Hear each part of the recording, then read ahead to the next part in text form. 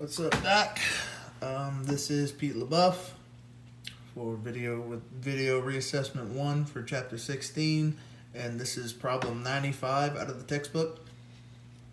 And I would read this whole problem, but it's a little bit long, a lot of reading, so we're just gonna get right into the math part of it. I'll just summarize it pretty much. So basically, what we're trying to do here is trying to find the x and y components of one point that is above two charges that are 3.4 centimeters apart, and the point charge is 1.4 centimeters directly above the 63 nanocoulomb charge.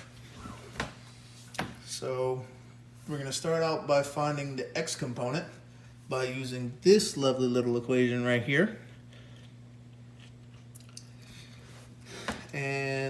But first we're going to need to find this r right here. So we do that by just simply using the x and y components that are already given to us up here. So this 3.4 and this 1.4. And we use the Pythagorean theorem, get this little number right here, 3.68 centimeters, which is the distance from here to here.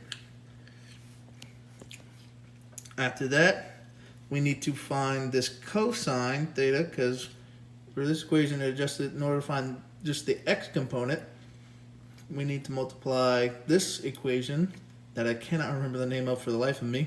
I apologize for that, because I know you taught us that. And we find that, which comes out to be this right here, by taking the x component over the hypotenuse, and that comes out to be 0.924. After that, take those little numbers and plug them in right here to this equation. Plug and chug, and that gives us 2.9 times 10 to the 6 newtons per coulomb.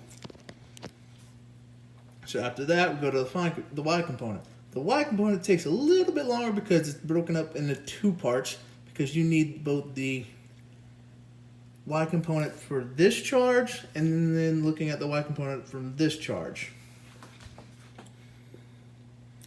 And to find that, we need to use sine theta instead of cosine theta, because one is for the x value and one is for the y value. And that's last semester physics. So simply come up to right here, you do y over delta y over hypotenuse, which gives us this. And then we take that, plug it into this equation here, which is basically the same thing as last time. And then, but the little caveat is you have to add it to this right here. Back half, and then take those two numbers, simply add them up, and that gives you 3 times 10 to the 6 newtons per coulomb.